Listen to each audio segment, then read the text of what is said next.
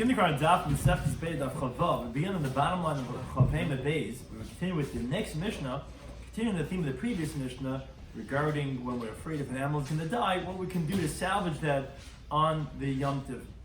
Joining us for today's Daf. Some of the things we're discussing today's Daf are slaughtering a bechar on Yom Tov, and most related to checking for a mum, because one has to make sure there's a mum, there's manazeh, to be able to shecht a bechar, and that would be the only way it would be permitted to shecht that. Muktzah l'chatzi Shabbos. The question in the Gemara, is there a basis for this in halacha that we generally know that something is not prepared for Shabbos or Yom Tov is considered muktzah? Would there be such a concept of like it's muktzah for half a Shabbos and the other half not? So in terms of the concept we're discussing today's daf are bechar. Bechar is the firstborn animal of an ox, goat, sheep, where it has to be brought as a carbon in its first year. However, if it develops a blemish, then it's kept by the kohen and eaten as a regular animal. It's then his money, so he can give it to whoever he wants to, but it belongs to the kohen. It's one of the chafta al matnas kuhuna. Muktzah, muchan, as the terms, the opposite term is muktzah, is when it's set aside, meaning that it wasn't prepared. And muchan is the opposite, that it was prepared, which we learned that from the pasuk. It doesn't just mean that they should prepare that in the actuality of cooking, but they actually verbally designate what they want to go ahead and use the next day. Muktzah l'chatzi Shabbos is the concept that if something could be out of mind and out of sight for half a Shabbos, even though it's prepared for the other part of Shabbos. So begin the current daf. The bottom line on the Yomit. Says the Mishnah Bechar regarding a firstborn animal bizman hazeh. What's the significance of the firstborn animal in today's times? Where you can bring it as a carbon because no more Beis Hamikdash, but at the same time you can't slaughter it for whatever you want to without a mum, without a blemish, because it ultimately is kachim. Because in contrast to all other karbanos, which you have to make it, a bechar by dint of just being born, the firstborn animal automatically has the sanctity. Now, if someone slaughters it when it's unblemished, he is shechting kachim, he's slaughtering a carbon bachutz out of the Beis Hamikdash, and you have a punishment of karas. So the only way that you could go ahead and shecht it if it has a blemish. What happens if shenafel labar? It falls into a pit. Now, what's the significance of falling into a pit? He's afraid it's going to die over there, which was similar to like we had in the previous Mishnah. Maybe with sekenis, danger of dying, so he wanted to quickly shecht it. Here also, it's in the pit. He doesn't want it to die over there, because then it turns into nevela. He lost the whole animal. So Rabbi Yehuda, he says like this: Yerid mumcha. You take a professional who is proficient with checking our esrogim and looking who there's a guy. He's a bucky, he's a mumcha. He knows how to check for mumen to differentiate. What do you mean? If it's a mum over or mum kavua, because there could be something that's called a passing blemish where it's going to heal, and that which is a permanent blemish, which is significant because only a permanent blemish makes it into a bal mum, which allows you to go ahead and shecht it. So let that mumcha go down, scale down to the bottom of the pit, and let him see what is going on with this animal. As continue top of Chavav Omen Aleph, Im Yesh by Mum. So if he finds that there's a blemish, okay, you're allowed to go ahead and now shecht this animal. It's not kachim anymore, it's balmum. And Yalla v'yishchid. Now you can go ahead and take the animal out of the pit and shecht it, which as Rashi explains. We know Rabbi Yehuda's opinion throughout Shas that he holds a muktzah, where if something wasn't prepared, it's going to be forbidden. So you can't say that when it fell into the pit, then it got blemished, because that wouldn't help. You didn't know that you could use this animal erev Yom Tov because it was a tam, it was unblemished. So Rashi explains the case must be talking about that you have a firstborn blemished animal which wasn't yet shown to the chacham from before Yom Tov to be matur, and then on Yom Tov it falls into the pit. That's just saying let the mumcha go down and see the mum that was there from yesterday. If it turns out that it was a mum kavua, permanent blemish, then you could take it out because there's no problem on muktzah, because already yesterday I knew, so it's a hatamim, I didn't take it to the ruv yet, But then in the middle of Yom Tov it fell into the pit. Oh, now what do? I can't take it out because you can't do unnecessary tircha. So let the mumcha go down over there. He'll check it out. Turns out that it really was a mum. Great, I was already thinking about this yesterday that I'll be able to use it, and then I'll be able to take it out of the pit. Now, vim lav. But if it turns out that it's not a mum kavur, then lo yishchid. Then you can't go ahead and shecht the animal because it's not blemished. And if it's not blemished, you can't slaughter a bechar tam out of the Beis Hamikdash. And there's no Beis Hamikdash anymore. So you wouldn't be able to take it out. That's the opinion of Rabbi Yehuda. Shimon, he says, Kol she'im mumei nikr, remember oidyoi?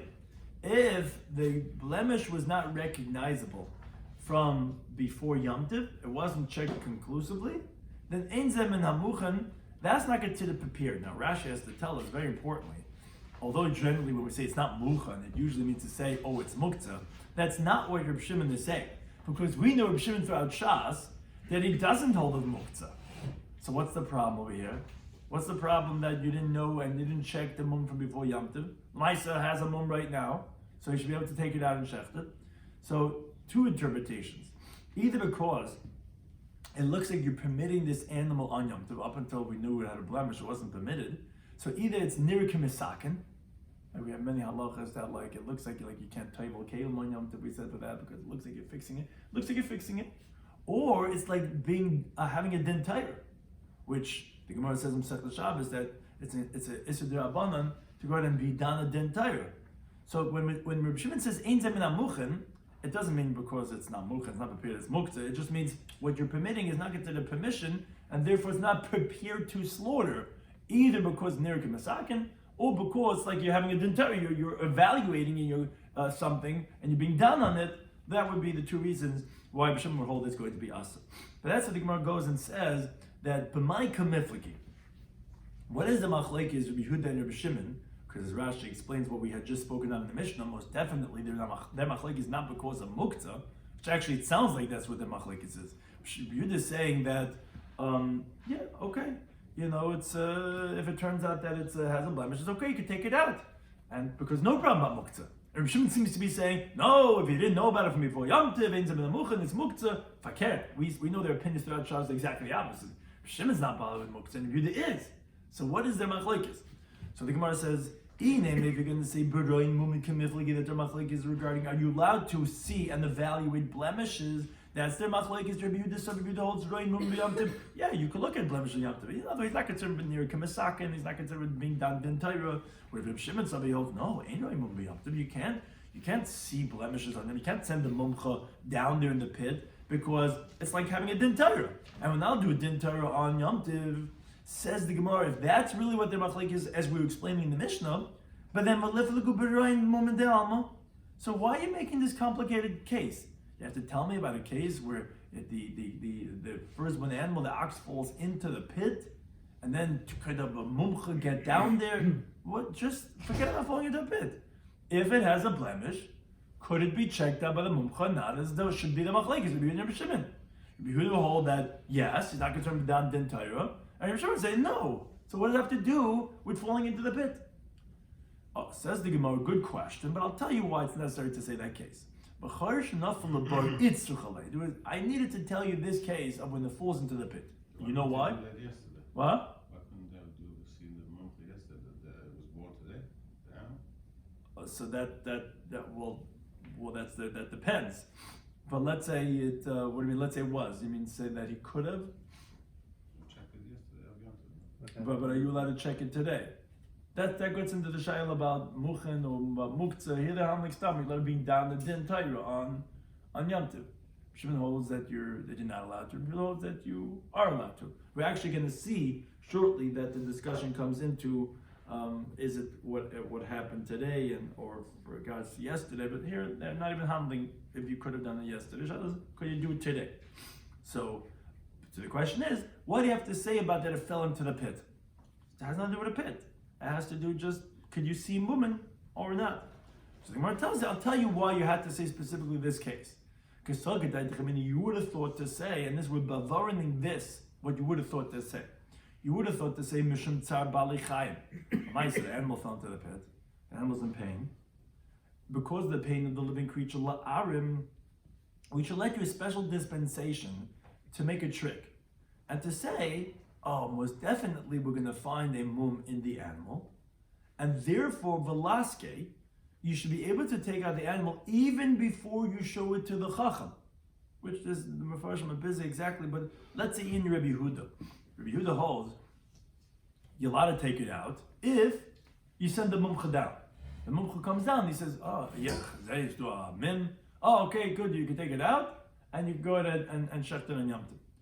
But the Gemara is telling you, the reason why I have to tell you this is to bavarin and to say that you would have thought you could take it out even without having the mumcha come down. Because you could presume that for sure it has a blemish. And I don't even need the mumcha to give me permission to take it out of the pit. Where do you find such a premise? Rabbi Yeshua. Rabbi Yeshua, the Gemara brings later on Daf Yomi and Aleph, there's a halacha of oitzei vez benoi. You're not allowed to slaughter an animal and its child on the same day. What happens if they both fall into a pit? So Rabbi Yeshua says, I'll tell you what you do. You can't take them both out, right? Because there's no heter to take it out to shech, because you can't shech both. So he says, you take out the first one with the intention of shechting it.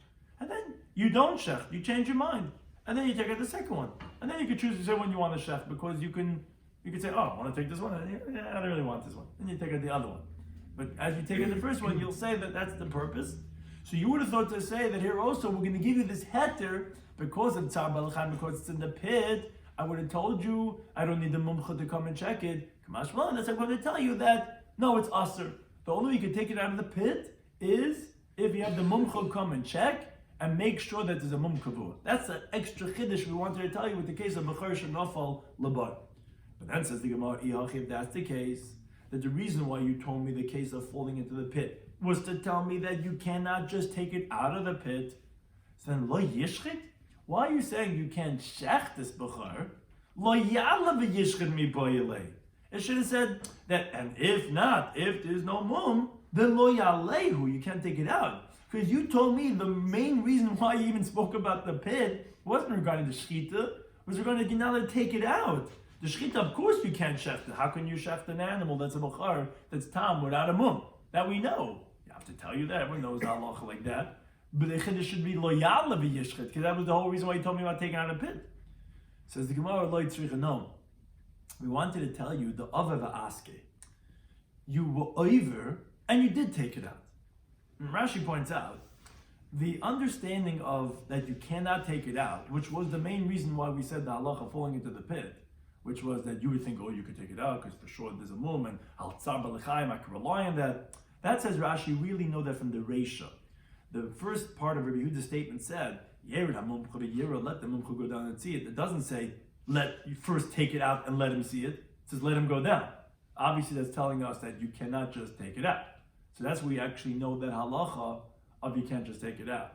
Then it's telling us another case, which is if you were over and you took it out without asking the mumcha, and you did not find a mum, that's what the Mishnah is telling us, that you cannot shecht it. Because so good that you would thought to say that, okay, if you're over, you didn't show it to the mumcha and you took it out without a mum, okay, once you took it out, l'shachti, you should be able to shecht it, kamash malan, that you can't. Says the Gemara, what? L'shachti? How could you say that you would have thought to say that if you were over, you didn't show it to the mumcha, and it didn't have a mum, and now you could shecht it? Hatamhu. It's an unblemished animal. It's a bechor. That's a tam. You can't shecht it. That's kach and bechutz. Says no. We're talking about denova beimuma. Now it developed a blemish.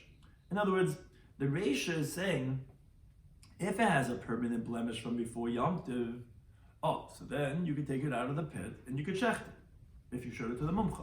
When the Mishnah then says v'im lav, and if not, it means if the blemish was not there from before Yom Tov, only from today, then even if you were over and you took it out without showing it to the mumcha, then you cannot shecht it. That's the chiddush of even if it has a blemish right now, which now it's not a bechor, tam, it's a bechor ba'mum. You were okay, now you should shecht it. No. You took it out without showing it to the mumcha, then you can't shecht it anymore. It says the Gemara, how could that be the case? But v'hamuktzuhu. In other words, if you tell me that from yesterday there was no blemish at all, I don't need you to tell me that now you can't shecht it. Of course you can't shecht it. This is Rabbi Yehuda in our Mishnah. Yehuda says many times in Shas of Muktzah. If there was no blemish from before Yom Tov, it wasn't prepared, obviously, because you can't shecht a tam. So I need you to tell me that if it developed a blemish now because you were over v'hiskiu, you took it out without permission, you can't shecht it. Versteht it's a problem but Muktzah. Says Yimon, no, Ella did not have a mum over Yom Tov. It's more refined the case. There was a blemish from before Yom Tov, but it was a passing blemish. And now there is a permanent blemish because, let's say, it fell into the pit, whatever, after you took it out. Now, where would you say, did daite levei? Already from before Yom Tov, I was thinking about this. I saw it, Taka got a bruise or something. I was thinking, maybe this is going to be permitted for me, even though it was a passing blemish. And therefore, it's not muktzah, it should be considered as muchan. And now when the person violated the halacha without asking the mumcha first and he took it out, now that he took it out, okay, you're supposed to ask the mumcha first. Nice, it's out now. And it does have a blemish. So I would think now I could check it. Kamash Malan, that no, which there's two interpretations in Rashi, that no, if it did not have a permanent blemish from before Yom Tov, now shechted, because the Maisa it is muktzah machmasisser, because the Maisa it was a tam. The fact that it was mum oiv doesn't help you anything. You can't shech a passing blemish firstborn, or else there's another pshat because the other aske, because of a knas, because you violated, you took it out without showing it to the mumcha first, and therefore it's going to be asur, even though it had a passing blemish, even though you did think about it, but the Maisa, you will over on this halacha, and therefore you're not going to be able to shecht it on Yom Tov. That's the chiddush in the halacha of why we actually said b'chor should nafel abar, because actually, as the Gemara explains, it really has nothing to do with it falling into the pit. The primary machlekes is regarding if roin mum kameflagi. It can be when not falling into the pit. Do you analyze a blemish or not? It's basically, do you say it's considered din Torah or not? So why are we talking about b'chor should nafel? We said an added chiddush to tell you that you would have thought to say you could take it out without showing it to the mumcha because the tzar b'l'chaim would be la'arm and make this trick. Saying no, you can't. And so why do we say layishchid? We should say layala b'yishchid. The main thing is layala. So that says the Gemara, because we're coming to tell you that even if you were over and you took it out, so we're not talking about taking it out. You already were over. Even then, you cannot go ahead and shecht it again, either because it didn't have a mum kabur before Yom Tov, or because you were over v'ask. Now, related to the case of the Mishnah, which actually there's two different gersoyos in this Gemara, in the Brisa, but our gersa is that we're talking about b'char tam. There is another gersa that Rashi discusses at length regarding if it's not a b'char tam, but talking about in the Brisa, b'char tam, because in our Mishnah we didn't mention the word tam. Here we are. Here we're saying that a b'char tam, an unblemished firstborn animal, shenafel abar, that fell into a pit. Now, what's significant over here, Rashi points out that these Tanam that we're going to quote right now, they obviously don't hold of the halacha of muktzah by b'char, meaning if it was a b'char tam, unblemished, means obviously it couldn't have been prepared from before Yom Tov because you can't do anything with a tam. So they considered that not a problem about muktzah because, as Rashi says, that every single moment they're thinking about it, maybe it's going to be a blemish because what do you do anyways with a tam? You have nothing to do with it. So you're waiting. You know what I'm saying? Because so that's what Rashi explains, that they don't hold to the problem of muktzah. So it's an unblemished firstborn animal that falls into a pit. Rabbi Yehuda Hanasi is Rebbe, not Rabbi Yehuda Bar Mishnah, because when we have Rabbi Yehuda, it's Rabbi Yehuda Bar Eloi. This is Rabbi Yehuda Hanasi, Rebbe. He says, what you do is regarding this b'chor tam that fell into the pit, yer mumcha b'yira. So you have the professional. He goes down and he sees, which, as Rashi points out, meaning you can't just make this trick and take it out. You have to have the mumcha go down and check it out. Now, v'im yesh b'mum. If it turns out that it has a blemish, even if it developed a blemish today, again, we're going with our girsa that it was a b'chor tam, so obviously it happened today, doesn't make a difference. Lamais has a blemish, so yeah, l'v'yishchit. Because like we said, they don't hold to the problem of muktzah by b'chor, because you're always anticipating and waiting for it, whatever, that's developed a blemish. So good, it has a mum, great, I could shecht it, take it out now and shecht it. Now, vimla, but if let's say not, meaning, you were over and you took it out of the pit without checking it out to see if it has a permanent blemish, then lo yishchit, then even if it developed a blemish after you took it out, you're not allowed to slaughter it, which either Rashi says that's a knas, because you were over and you took it out without checking it out first to make sure that you're not being matriach for nothing, or Rashi says that actually lo yishchit, again, Rashi has a larger discussion here, that it would mean that lo yishchit means to say you can't take it out with this trick of shkita, meaning, again, let's keep with that first pshat. Rashi gets into more of the discussion regarding the contrast between the halacha of our Mishnah and this Brisa. But al kapanim, the simple first translation Rashi says is that it's a knas. You were over and you took it out, so you can't shecht it anymore. Now the problem is, Rabbi Shimon ben Menashe. Shimon ben Menashe said to Rabbi Yehuda Hanasi, he says, "What do you mean? Hari Amru," but they said, meaning our teachers from the previous generation, they said that ein roin mumen b'Yom Tov. You're not allowed to look and analyze blemishes on Yom Tov. Now, who's he referring to? He's referring to Rabbi Shimon ben Yochai, that from our Mishnah. which he's from the previous generation, because Rabbi Yehuda Nasi was a Talmud of Rabbi Shimon. As the Gemara says in Erevin, on the Aleph, and Shabbos, and Zion, the Beis. And Rabbi Shimon ben Nasi is telling Rabbi, wait a second, this is a machlokes from a previous generation. We should go stringently like Rabbi Shimon in our Mishnah. And Ketzad, Rabbi Shimon ben Nasi is now coming to explain what Rabbi Shimon Yochai holds in our Mishnah, and he's saying, well, Rabbi Shimon Yochai said you're not allowed to look at blemishes on Yom Tov. Meaning, what was Rabbi's halacha? Rabbi's halacha was, okay, if develop a blemish and check it out with the mumcha, you can take it out. On that, Rabbi Shimon is saying, how could you say that? Rabbi Shimon of our Mishnah, who's from the previous dar, he says you're not allowed to check it out. Kate said, how so? So he says actually three different cases.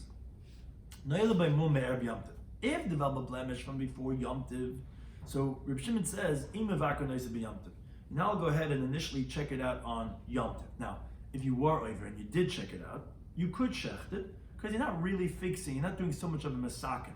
Because really, it is very close by Bein HaShmashes is going to be fixed. The only thing was missing was the chacham to look at it. Because Lamaisa already had the blemish.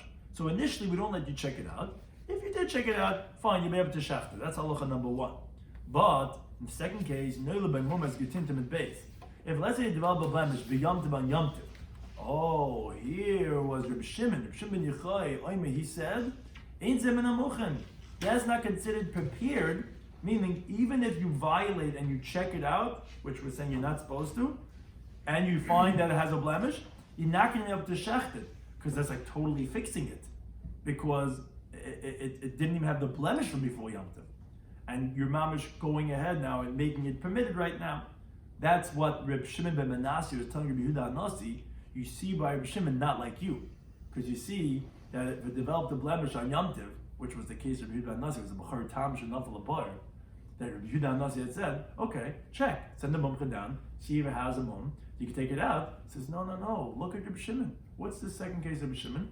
If it develops a blemish on Yom Tov, you can't, it's ein zemen amuchen. Forget about imavakrin. Even if you checked it, you're not going to shecht it. So you see, not like Yehuda Nasi.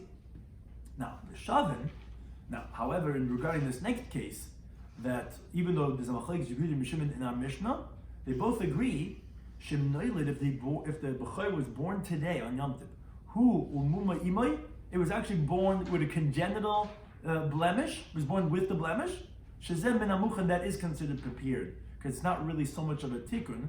And regarding that of din, like as if you're having a din Torah, it's not really, because it never had a cheskes isser. As the Gemara is going to explain later on, it's talking about where when the animal was born, there was dayanim right there. It never had any time that it was going to be a b'chor that was going to be aser, because it was born with the blemish. In the mother's womb, it's permitted.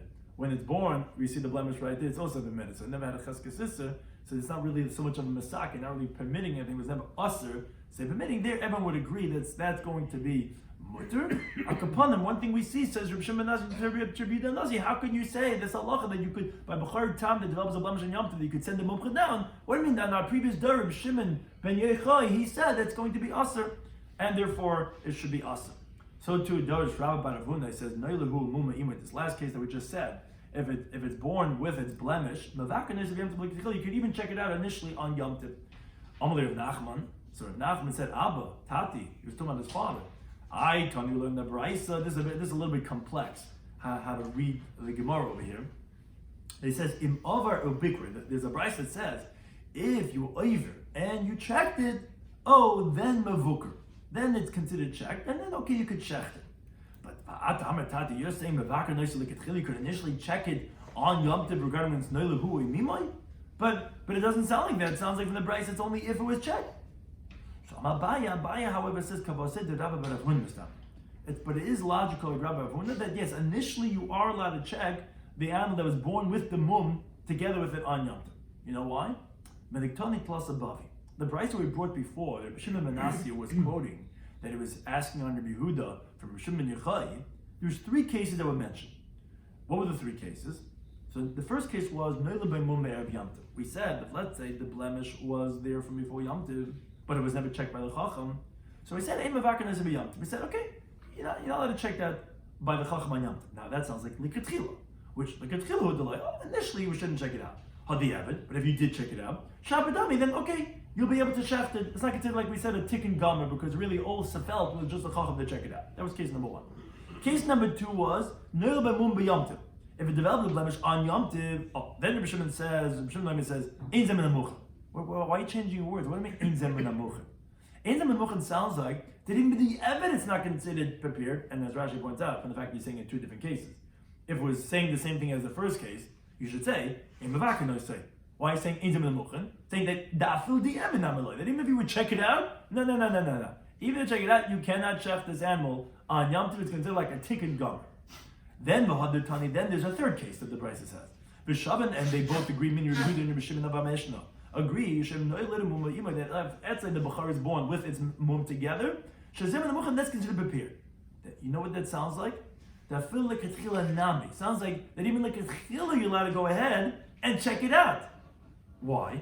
As Rashi explains, if you would think it means b'di eved, that what does it mean that it's mucham? That if you were over and you checked it out, that then you could go ahead and shecht it, then why would the Tana say it in 2 different cases? This sefer, the case number 3, should be taught with case number 1. It should have said, if Nola B'mumei Erev Yom Tov, or it was Nola B'mumei Imoi, that Ein Mavakar Nesem Yom Tov, which that would have sounded like, look, it's Chilika not, but with the Evid, yes. From the fact that you didn't say case number 1 with case number 3, sounds like, no, case number 1 is like it's Chilika not, but the Evid, yes. And case number 3 is even like Chila, yes. It's Min Hamucha. So what do you see, says Abaya? You see like Rabbi Baravuna, that in the case of Noilad Hu Amuma Imai, you're allowed to check it out. Not like his son was asking him, that's saying that, no, it would sound like from a different brisa, that only with the Evid, if you checked it out, then you could check it. But the problem is, says the Gemara, but when Rabbi Shloimy came, also V'aisim Asnei to be Yodei. He came and he taught a brisa as follows. The Brisa says, Bein Shenil B'mumei Erev Yom Tiv, whether if it developed a blemish from before Yom Tiv, or Bein Shenil B'mumei Yom Tiv, whether it developed a blemish on Yom Tiv, the Chachamim, they say, Ein Zem Menamuchen. That's not considered prepared. Now, that sounds like that even B'diyevet, it's not Menamuchen. That was the same terminology we said in the previous Brisa. Now, the problem is, who is this Chachamim? It's Reb Shimon, because he's the one that says that you cannot see blemishes on Yom Tiv. So, since by these 2 cases, of when it has a blemish from before Yom Tov and when it develops a blemish on Yom Tov are said together, you could say that both of those are even b'di'evet not. But the better case of melhu umuma imoy that's going to be permitted would sound like it's permitted b'di'evet because the other cases are even b'di'evet not, and that this case that they agree that would be permitted would be b'di'evet like Rav Nachman. That's difficult on Abaya, who is trying to support Rabbi Huda from the other brisa. Because, again, there's 3 cases. There's Noel Mumei Erev Yom Tov, Noel Mumei on Yom Tov, and then there's Noel Hu Mumei Imoy. And Abaya was trying to show that it's 3 different categories. That like a tchila not, even with the evanat, and even like a tchila yes. Problem is, from this brisa, Rabbi Shloimy, it sounds like that Noel Mumei Erev Yom Tov and Noel Mumei Yom Tov are both with the evanat. That would mean the next tier is just saying that b'di'evet yes, but not like it's really yes. So, but says the Gemara, okay, you're right, that's difficult on Abaya, but like Hashahaf. But what do you do with the previous verse that Abaya had brought to support Rabbah? That sounds like that it would be even like it's chila permitted. So which one should we rely on? Says the Gemara, Hahi, the one that we brought before was Ad Bar Uchmehi. There was a certain Chacham, Ad Bar Uchmehi, and they recognized that he would teach a lot of Mishnayos. But the problem is the Meshabes Vatani, he wasn't so proficient in these precise text, and therefore we reject the Raya of Abaya from the Brisa before, because that's going like Ad Bar Uchmehi, and therefore could be that really it's only going to be B'di Eved Mutter, and it's not going to be like it's chila permitted to check the animal that's born, it's only B'di Eved. And Amar Nachman Yitzchak, he says, not Mastit Namadek, he says, actually, our Mishnah is also precisely like the Brisa that Rav Oishir brought, which was like Rav Nachman, that actually, like even initially, actually, you're not supposed to check on the Yom Tov. Because our Mishnah said, if Shimon says, he said, if the blemish is not recognizable from before Yom Tov, that's not considered prepared. So my emuminika, what does it mean that the blemish was not recognizable? If it means to say that there was no mum at all from before Yom Tov, pshita, obviously, do I need to tell you? What? As Rashi explains, you think Reb Shimon had to tell Rabbi Yehuda his disputant this halacha? Why do we have to say that? Rabbi Yehuda himself holds a muktzah. So although Rabbi Yehuda, we said in the Mishnah, holds you allowed to look at blemishes, but if it didn't have a blemish at all from before Yom Tov, then of course it can be asa because it's muktzah. Why did the Trin have to tell that to Rabbi Yehuda? Ella, rather, it must be talking about, what does it mean im nikr? If it wasn't recognized from before Yom Tov, it means it was a blemish. It just wasn't shown to the chacham before Yom Tov. Now the problem is, it wasn't shown to the chacham imum kavua imum either. You didn't check. You knew there was a blemish, but you didn't send it to him to see if it was a permanent blemish or a passing blemish. But one thing we see in the Mishnah is that he says that ein zeh min hamuchan. That's not considered prepared even by the Eved. Oh, and that's the case of Noel Muma Me'erev Yom Tov. Obviously now, Noel Muma B'Yom Tov or Me'erev Yom Tov are both by the Eved. So the next tier of B'Shavin Shem Noel Muma Yimoy, which is the better case to say that is Min hamuchan. What is that saying? Just that by the Eved it will be good. But now look at Chilish, we see like Rav Nachman, Meduik in our Mishnah, that this halacha Muma Yimoy is not letting you look at Chilit to check it. It's telling you by the Eved that if you did, then you're going to be able to shacht it. Now, continuing a related discussion of the halacha of our Mishnah, Baimene Hill Merava. Hill asked from Merava, Yesh muktzah l'chatzi Shabbos? Is there a halacha muktzah because of half of Shabbos? In other words, if it was set aside out of use for half of Shabbos, would it be considered as muktzah for the whole Shabbos? Or muktzah l'chatzi Shabbos? Or do you say there's no halacha muktzah for half of Shabbos? So the Gemara says hechedam. The Gemara is trying to figure it out. Like, let's see, regularly muktzah, like for Reb Shimon that we rule like, is by groigers v'tzimukin. When you're taking the figs and the grapes and you're putting it on top of the roof to dry up, and you set it aside for that, and when it starts drying up, it's not fit for anything until it totally dries up. Now, how is it possible that you're having a doubt regarding half a Shabbos, as the Gemara explains? Either achsi bein hashmashos, if it was finished already drying up by bein hashmashos of twilight and Shabbos, it's echsi, so it's already fit, so you don't even have muktzah even for half a Shabbos. And either loyachsi, and if by bein hashmashos by twilight it wasn't fit, so then loyachsi, that's not fit. Meaning for sure it's going to be us the whole Shabbos because it wasn't prepared from before Shabbos. And the one who holds up problems of muktzah and achana, it has to be prepared from before Shabbos, like it says in the pasuk, it has to be prepared from before. So how does it help that, let's say, an hour into Shabbos is not muktzah anymore? That's considered a muktzah for the whole Shabbos. It says about light stricha, no. The case is talking about that the echzi, where it was fit by bein hashmashos by twilight. But the hadr itchi, then on Shabbos it rained on them, and they became inflated, which they became rejected. They weren't in use. The hadr achsi, and then became fit again because let's say the sun started shining and drying it up again. That's our question. Those moments, those hours on Shabbos that became muktzah, would we say it's going to be usher for the whole day or not? That's the question. So Malaysa said to him, yes, muktzah. Says yes. The fact that it was muktzah for half for Shabbos makes a muktzah for the whole Shabbos. However, and this is why we brought it in, we're asking from the Beitzah we mentioned before. We said in the Beitzah B'Shavin, Yehuda and Reb Shimon, they both agree, that if the animal, the firstborn, was born with its congenital, with its blemish together, that's considered prepared. Now the question is, Vamai. Interesting question the Gemara is asking. But why would that be? But namely, you should say, Hi B'char Mi'ikarom, this B'char, initially, by Bein Hashmashos, before it was born, let's say, sometime during Yom Tov. By Bein Hashmashos, which is when we qualify the status of something if it's muchan and muktzah, have a chazi agavime. The bachar, you could have eaten it when you slaughtered the mother, because when you find an animal in the mother's womb, it's kosher with the mother's shechita. So whether the animal was tam or bamum, since the bachar only becomes sanctified when it's born through the natural birth, like it says hashivala bevkarcha, you could eat it based on the mother. Now, the moment that the animal is born, it becomes rejected, meaning, because now it has a chazaka of a bachar that's tam, and it's forbidden until you see it's blemished. So that's considered nitche, because you can't use it. Then achazi l'chacham, then you show it to the sage, and nishtar he permits it. That is muktzah l'chatzi Shabbos. So you're telling me there's muktzah. If there's muktzah, how does the Beitzah say that it's going to be permitted when the Chacham permits it? What do you mean? It's muktzah l'chatzi Shabbos. That means it becomes muktzah the whole Shabbos. How can you use it when the Chacham comes and to it? So on that on Abaye, Bitin some of Safra. No, and this is what we had already mentioned this before earlier. We're talking about where the judges were sitting there when the animal was born, and the moment it comes out of the womb, they see it's blemish, and therefore it never became muktzah in the first place. It wasn't a roya v'nitche v'chazav v'roy. No, it was never nitva, it was never muktzah even for a moment. And therefore, that's why you could go ahead and use it, and everyone would agree it's not a problem of and it's going to be considered minam muchim. Now, Ikadami, they'll also say an opposite version that actually Amar Lei, that he actually responded Rava that actually ain't muktzah l'chatzah Shabbos, the opposite way, that there is no muktzah for Hatzah Shabbos. On that, instead of asking a question, they said let's support him. The Beitzah says B'Shem Neven agrees. Rabbi Yehuda Mishum Mishum it's born with his blemish. Shizem and the Muchan is considered prepared. Wait a second. But the first one animal made Karabachazag initially was fit through the mother. The moment it's born, now it becomes rejected because it's a Bachar Tam, you can't use it.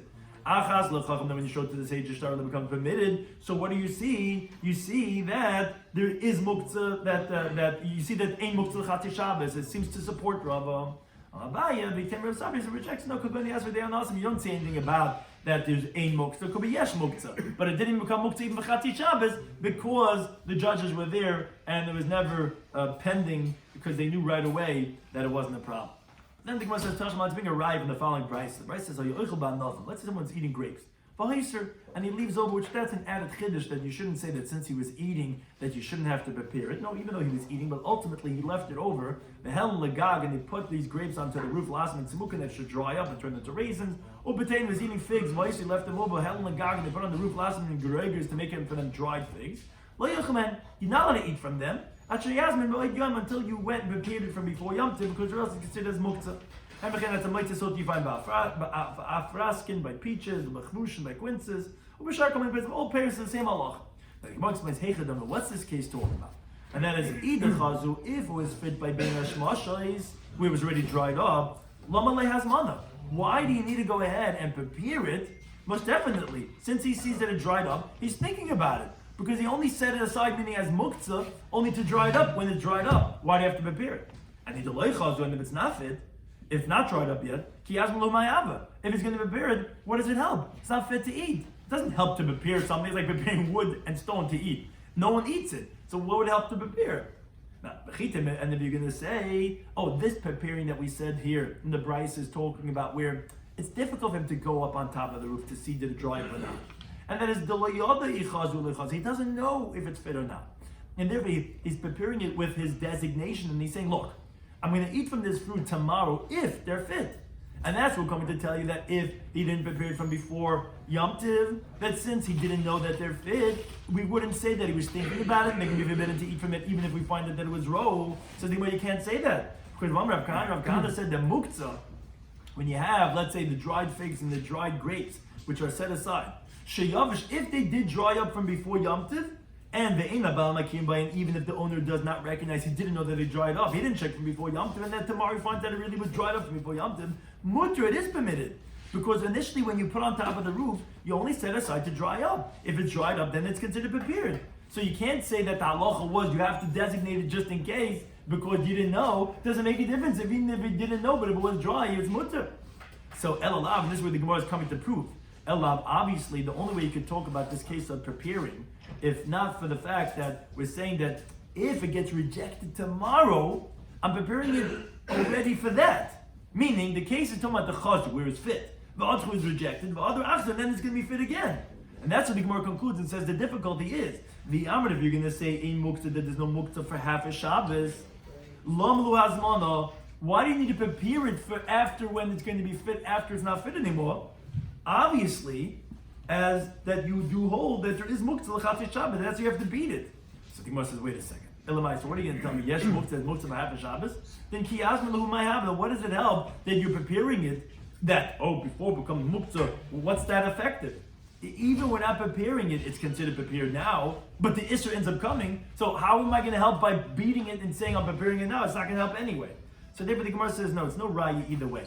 Light tzricha, no. The case is talking about that the achzu v'loy achzu. We're talking about a different case. We're talking about where it's fit but not fit. It dried up but not all the way. The ikka inshid achli, there are people who eat it like that. The ikka inshid achli, the people that don't eat it like that. And if we needed him to reveal his intention if he's going to eat it or not. Azman, if he prepares it, he's revealing his intention that he's going to eat it, and therefore it's considered mucha. If he didn't prepare it like all he died, then he didn't reveal his intention again. So it's not a right on Allah of Chatzis Shabbos. It's not talking about the case of where you had to prepare it because it's sometime during Shabbos going to come muktzah and you needed to prepare it for after that. Because, like we said, it's not going to help either way. If it is, if it's not. Rather, it's talking about where it's in this quasi state. Some people would, some people wouldn't. So we're not sure.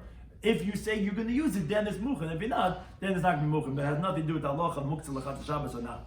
But then Rabbi Zera tries to bring another proof, and he says, Tashema, let's bring a raya that there's no halacha muktzah l'chatzis Shabbos. He says, where do we get this from? From beans and lentils, which we cook on Yom Tov. Where the poilim v'doshim ikaro, when you have beans and lentils, originally by ben hashmashis, chazalachas. Before you're allowed to cook on Yom Tov, so you have raw beans in your pantry. You're allowed to chew them when they're raw, and anything that's raw when you eat it, it's called klaisis. You could chew it raw.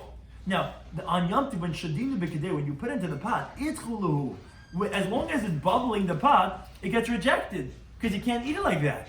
Now, as you tin tabuch zayin and olive, gomer b'shulai, when you finish cooking it, chazluhu, it's fit back again. And we don't say that for one moment it was muktzah and rejected when you were cooking it. So you see, ein muktzah l'chatzis Shabbos. So on that, I'm like, Abai says no. Tamech, according to your reasoning, that you want to compare when it's bubbling to like a halacha of muktzah, and you want to learn out from the ein muktzah l'chatzis Shabbos. Then tikshalach, then you should have a difficulty now that you wouldn't be able to answer. Kederis the Alma. How do we go ahead and we have any pot cooking on Friday night, which obviously it's considered muktzah bein hashmashis, it's considered muktzah b'ol Shabbos. The stam kederis the Alma. Generally, you have a pot bein hashmashis reis chesein. Friday night by bein hashmashis, it's bubbling. Even if you took it off from the fire, it's bubbling. And that's not considered edible, you tell me. That's muktzah. But later on that night, Friday night, we eat from it. Hi, it's muktzah. Ella rather says Abai, that you can't bring a raya from there because that's not considered muktzah. Because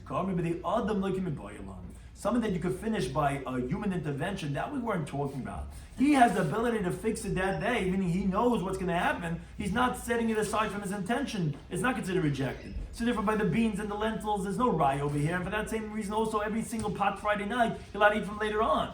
And the whole question was going with the shemayim, something that's not dependent on, but it's actually dependent on nature through the sun. That since he doesn't have the ability to be masakin it, then he's being masech das. That's not being resolved. That we still have the question if, let's say, the raisins got wet and they got muktzah l'chatzis Shabbos, and now I don't know if the sun's going to come out. That is a valid question of muktzah l'chatzis Shabbos. Not that you didn't bring your raya because you're talking about something that gomer with the other that you know you have control over, and you know it's going to be fit later on that night when the pot's going to cool off. But that's not considered rejected. It's not considered muktzah. That wouldn't be a raya to muktzah l'chatzis Shabbos. Not thinking to any type of things.